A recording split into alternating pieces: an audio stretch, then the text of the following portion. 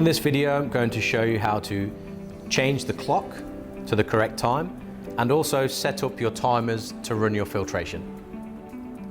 So the first thing we need to do is to press the menu button.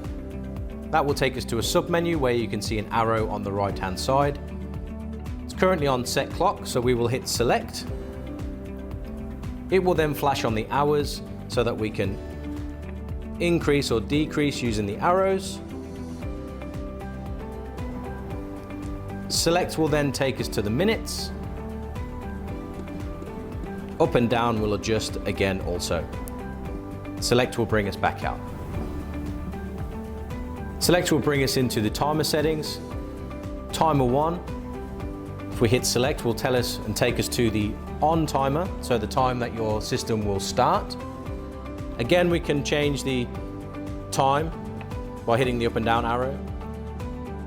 Generally, you're not really needing to set any minutes at this point, so hitting select will take you then to the off timer, which you can then adjust. Keep hitting select till it takes you back out, and that will save the timers. Timer 1 and timer 2 are for a 24-hour period. It is not summer and winter, it is for 1 day's cycle.